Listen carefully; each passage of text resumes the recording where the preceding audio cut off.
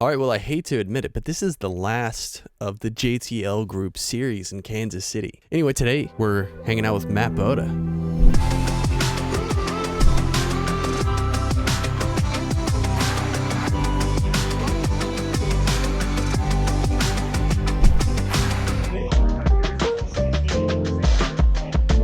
Matt, of course, is a very talented musician, singer, songwriter, producer, audio engineer. He does it all. And he's got one of the cleanest looking setups I've seen. That's, you know me. I like these setups and I love when they look epic. He's upstairs. He's got a bunch of windows, so he's got a lot of natural lighting. But he just destroyed. It's so clean. It's so good. You'll see. We'll get into it. He's in Supercuts with Judah Earl, and he has some other stuff coming out soon. I'll put all of his links down in the description. Matt, thank you so much for hanging out with me and showing me your lighting secrets. I came back and immediately bought a bunch of lights that he uses in his room because it just looks so clean.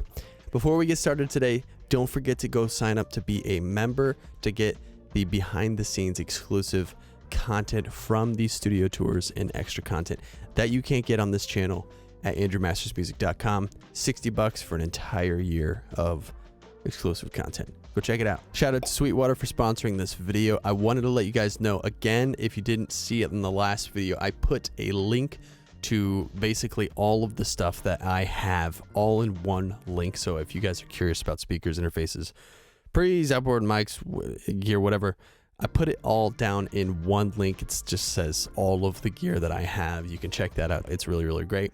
Also, I wanted to let you know I've been using this mic, the Loudon Audio 208 and the 308, which is over on my Toms, and they are fabulous. I've been having a ton of fun using them. If you guys want to check out the videos of me kind of breaking down using these mics, trying them on different things, you can subscribe to the channel. If you're not, make sure you turn the notification bell to all. Otherwise, the algorithm will dictate which ones of these videos you'll get notified on. So again, thank you, Sweetwater, for sponsoring this video. Is that good? That's good. Cut. All right, so we're back upstairs. Do you guys have a name for this section of the JTL? The Edition. The Edition? I don't know. All right, so we already kind of touched on this lounge in Logan's video. And then probably the most spectacular looking room in this whole building by far. The purple room. Yeah. Everyone can see the purple lights from outside and they all wonder what's going on in that room. Dude, this is something to aspire to. And I will be reaching out to you to get info on the lighting. Yeah. Because you have a really special light situation. I didn't have a plan to do the lighting either. It was just kind of, as I was setting up the room, like I had the color scheme and everything, and then I was like, I kind of want like some kind of like smart LED lights or something. And I was like, maybe under the desk. But then I started buying them, and they were so cool in the room that I just kept buying more and more and more. So this is them, like for the most part, this is one element of them, right? Yes, there's a lot of those. I wanted a lot of light because there's windows to compete with in here. Yeah, lots of natural these light. were kind of like the brightest I could get. They were like 50 watts. I had to get a lot to kind of fill the room with color. Yeah. But it's a lot cheaper solution than like trying to run LEDs everywhere, like the strip lights, which is how I thought everyone did their lighting. But I started watching some YouTube videos and people were recommending those. In terms of cost effectiveness, it's like way better. How are they connected? What, is it just power? They're smart plugs. So they're just on all the time, and every time I turn them on, they just default to the same color. I have them all connected to Alexa. I don't have like the speaker in the room, but it goes off my phone. So like when I come in the morning, it knows my location and then it like turns on all the lights for me. Wow. So every light in here, I did that with.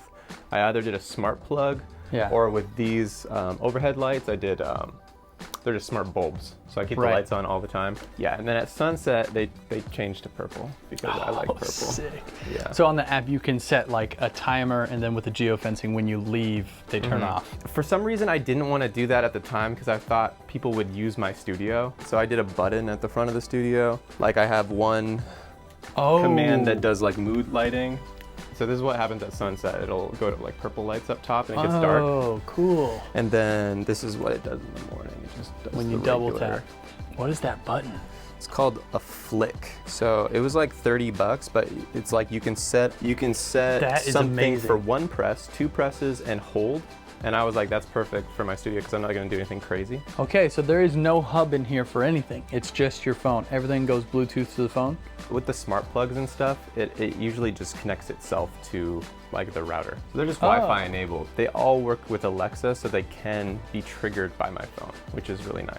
It's cool that you found a great aesthetic, like a comfortable, like there's plenty of floor space here, and there is generally just a nice amount of space. You've got the lounge chill area like over there, so you can still have someone sit either in this chair, or like if they're gonna play acoustic, probably set them up right there.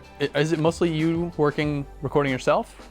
I mostly am recording myself, and sometimes I have like one client. Ever since COVID, it's kind of been a lot of like remote work. Yeah. So people fly in and fly out, but I work with a lot of like pop artists. Yeah. And so most of them are just singing. Usually I'm playing every instrument. Yeah. So I have this like mic over here. With the craziest boom arm I've ever seen in my life. Yeah, I saw like some guys podcasting with these kind of like boom arms, and I looked them up and they're like $300, and I found a knockoff that was like $80. What? And it was exactly the same. So I just wanted something that like sits in front of my desk so that I could record vocals, because I sing too, and then I could also like bring it down for guitars. So it's like at this level for my vocals, and then I bring it down here, and I can adjust this. Oh, yes. And play acoustic. That's Because awesome. that was annoying, because I wasn't playing like acoustic a lot. Yeah. Because I'd have to set up a mic, so I would never do it. And then what mic is that? It's an LS208. So for me, it was just a replacement for an SM7. Because I was using SM7s a lot because they had good like off-axis rejection. So that, like, it wouldn't pick up my computer noise, or sometimes I like to, use the mic with the speakers on. Yeah. I just wanted something that sounded like it was an actual large diaphragm condenser, and that's the benefit of this. You get kind of like an SM7 style mic, but it's just... But it's a condenser. Yeah, large diaphragm, which is really nice. So I can use it on vocals and acoustics and like be really happy with it. Because SM7 vocals I never really liked for me or for any of my clients. And for acoustic, I never really liked it either. So I wanted something that would work for both. So how long have you been working in this room? So I built the studio out in August 2 years ago. So we just had like, they finished the addition, and then we had to come in, and I just like paused all my work for a month and just worked on the room, because I had to build, this wasn't there, and I had to build all my panels, and then I had to go shopping for furniture. Let's highlight this whisper wall. This is a work of art you did here. So for people who are unfamiliar with the whisper wall, could you explain it? Essentially, for me, it's just working as like a large panel across the entire room. It's just, the difference is it's meant to trap bass more, but I think I have about 6 inches of safe and sound and then an air gap behind. Cool. I heard that the air gap helped a little bit. Yeah. Looking back, I don't know if it really mattered or if I should have just put more safe and sound, but it did save me a little bit of money. Oh, yeah. Yeah, so anyways, it was just like gridded out. Before we put over the fabric, it was just like a grid that fit 2x4, sheets of Oh, that's cool. safe and sound. Where did you get the fabric? Because for people who haven't done stuff like this, it's nearly impossible to find one piece that is what is this, 10 feet high? 9 feet? I think 9, yeah. That's huge. I can never find them more than like, usually it's 4 feet, the ones that I've found. I think, yeah, standard is about 4 or 5, a yard. Right? So I was limited by colors. Thankfully, I wanted gray anyways. I wanted something very neutral. This is just the extra wide, like cotton from Joann Fabrics.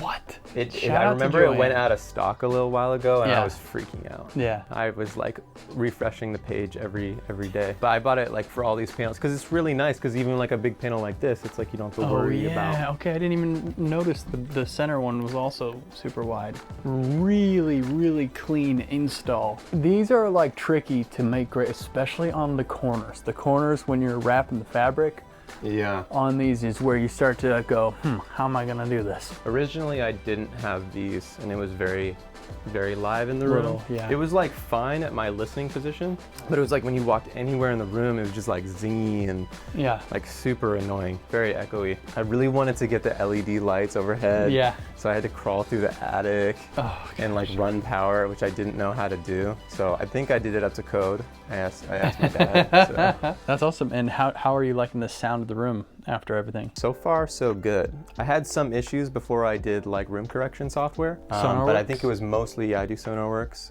It was mostly stuff from the desk. I got like 200 hertz. Yeah. And once I cleaned that up, I was like so happy. I'm still gonna do some stuff.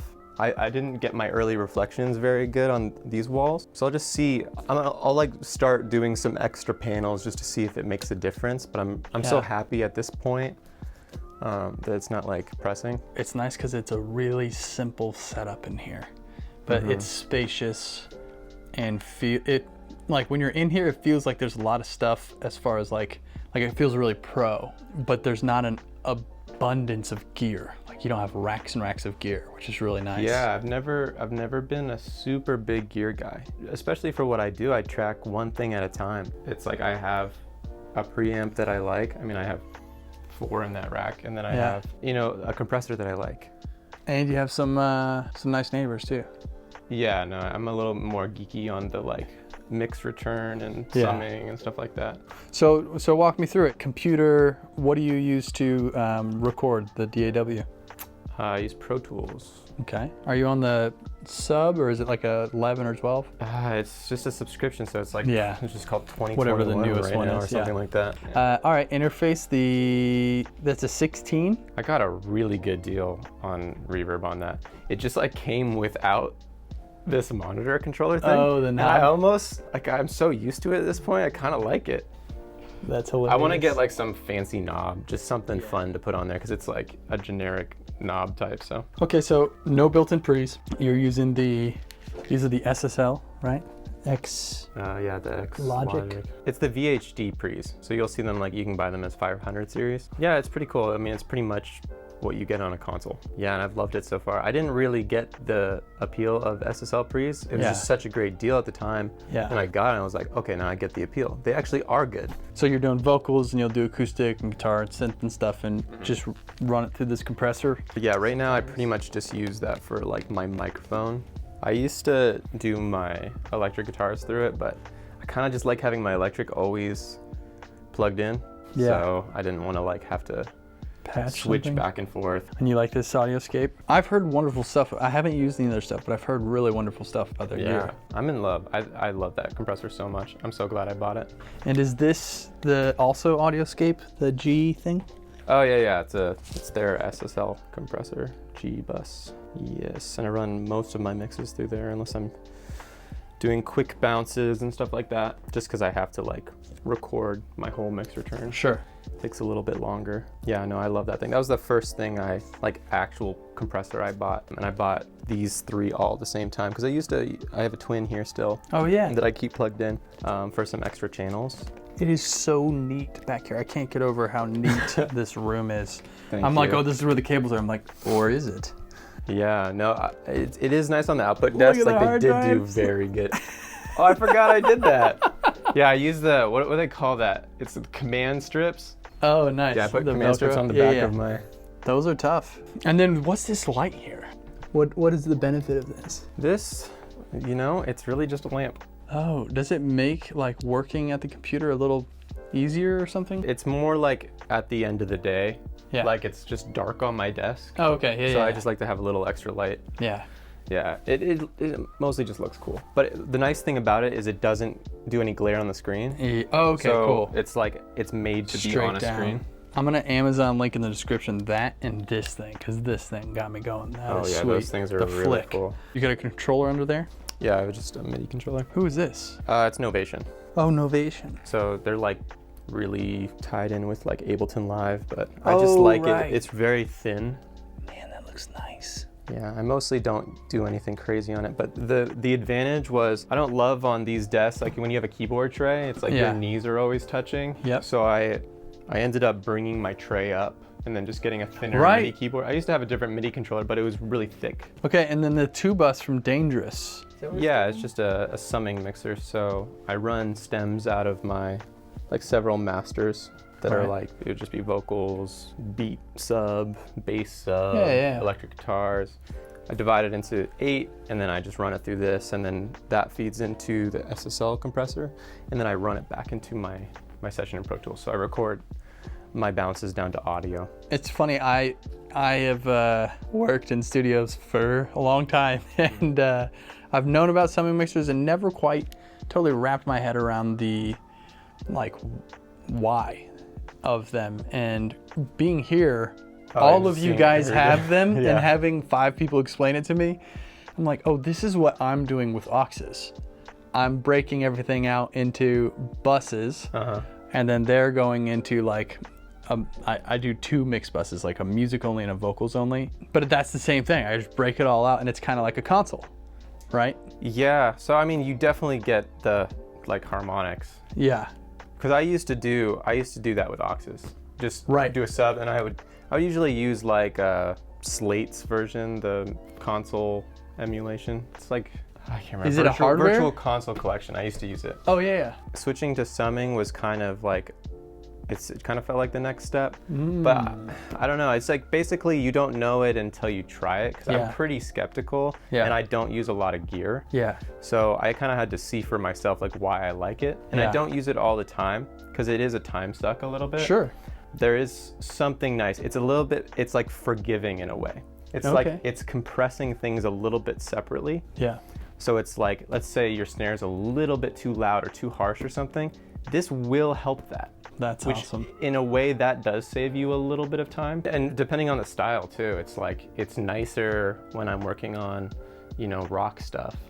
Yeah. It's so hard to get that sound without it sometimes. Like I'm working on like a rock track right now, and I'm not using it, but I'm having to do so much more to kind of make that sound, because I know what I'm looking for. That's the really nice thing. You don't know what you're looking for until you like, you've used summing and you've gone through like an SSL bus compressor. You're like, oh, okay, that's the sound I'm used to. But now I could probably recreate it in the box. It's just a little harder for me at this point. And then what are the projects you're working on in here? Because you work with a few of the guys here on different projects, and then you do stuff for clients as well. Yeah, so most of my work is remote now. I have a client in DC that I work a lot with. I have a client who works out of Boston. Then I have my project Supercuts that I do with Judah. Yep. Which will undoubtedly be in this video, probably at the very beginning. Well, I'll probably use it because it's so perfect for that part of these videos. Love it. Yeah, so that's our pop project. So he's singing on that one, and then I'm working on a single where I'm singing it on this next one. So that's great. And then you've got this little section over here, right? How often are you coming over here on your tracks? I could lie and say that it's all the time. I love this synthesizer, but the Poly D. Yeah, I mean, it is very useful, and I should be using it more.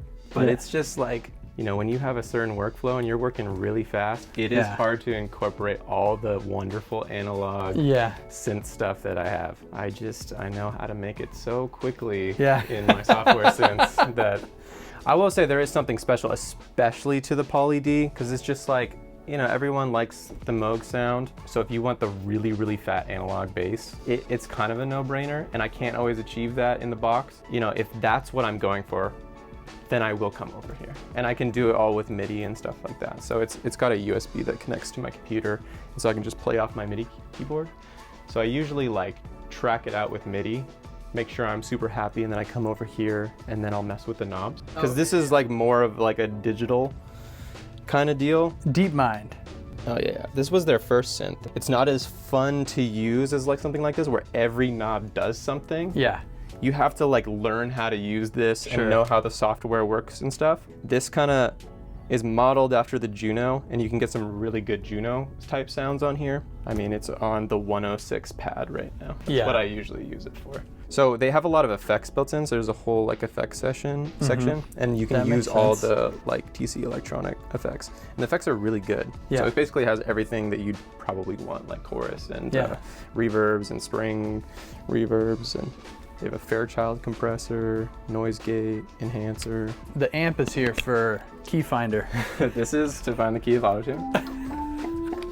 I was like, it's so annoying to not have a piano in a studio. Yeah. I'm like, I'm you not like a just guitar touch. player, so I'm like, I have to like go to a guitar and be like, Yeah. What's that note again? Okay, Right. it took me too long. It Yeah. already took too long. I already wasted, 20 seconds. Last thing I wanted to ask, these speakers. We got to talk about the Dynes. I don't think I've done a studio tour that's had these yet until I came to JTL, and like 3 or 4 rooms have them. And then Adam's got the Lid 48. So it was kind of like the Lid 48s were everyone's like step before these. And basically it was just, we all really liked three-way speakers. Yeah. We just realized like, oh my goodness, like the way that you can hear like the mid-range, Yeah. it's like it makes such a big difference. So I fell in love with those first, and then Zane started trying out a bunch of studios, so a bunch of speakers. Yeah. And he tried the SM9s, which I wanted to get. He even let me try out, he got some barefoot micro mains, and I tried those out for a bit, but these were the ones that we all like really, really loved. And for the price, it's really, really incredible. That's There's great. like so much headroom. It really does, like, it feels really full in the sub. And what are those stands? you trust Oh, them on these the stands? Soundacre stands? Oh, these $6,000 stands? This is from Guitar Center. Are they like ultimate, or I don't know. I mean, it's just like, is it the ones with sand in them? you can fill them with sand, which maybe at some point I'll do that. Did you start as a musician? Yeah, I mostly a piano player. I mean, growing up, I played classical piano. Oh, cool. But now I'm just a MIDI controller player, Yeah. mostly. That's great. No, I taught myself guitar for production, basically. Yeah. So I mostly play by ear. I'm not that great, but I love it in all of my productions. So I've learned to play stuff that basically helps me produce. You have like one complete guitar, and then is this like a classical guitar with 5 strings? I just bought this, and then one of the strings broke. So sad. Nylon, Yeah. Well, a no name. oh, it's like Cordoba. Cordoba. It's like one of the big classical brands. And then another, is this like a kit thing that you put together? That's what it looks like, right? Yeah. This is actually a Monoprice electric guitar, a Monoprice Telecaster. I don't know what that means. Is that the brand? So Monoprice, they're big for like cheaper, like audio-visual stuff, but they also have a musical instrument section. So Interesting. yeah, they have their own brands called like Indio, but it's like, I got that guitar for $100. What? $100, and I love it. $100? And it came and it was perfectly set up. I couldn't believe it. Oh my gosh. So I was so embarrassed though. It used to have this hook. It Oh, kind of yeah. went like this because they didn't want to copy the Telecaster design. Oh, okay. So I had to shave that off. It was too embarrassing. Oh, wow. Yeah. Nice work though. It looks clean. Yeah. And then what is this? I keep looking over here from the other side. It looks like it says Same thing. Illuminati. This is like a little bit more expensive Monoprice guitar. And Monoprice. their brand is called Idlewild. The cool thing about their more expensive ones is they have them set up by like this very good luthier or something like that. So that was the selling point for that one. But it was also like spruce top, so. Great, man. Well, dude, thank you for letting me check everything out. Yeah, you're And it's really fun. I've gotten to hear some of the stuff that you were working on, and very, very talented. And the room, it sounds and looks amazing. Appreciate it. Very well laid out. I'm obviously obsessed with how people set up their studio. So I will put all of your links down in the description for anyone who wants to give you a follow or reach out to you. And Awesome. I will get out of here.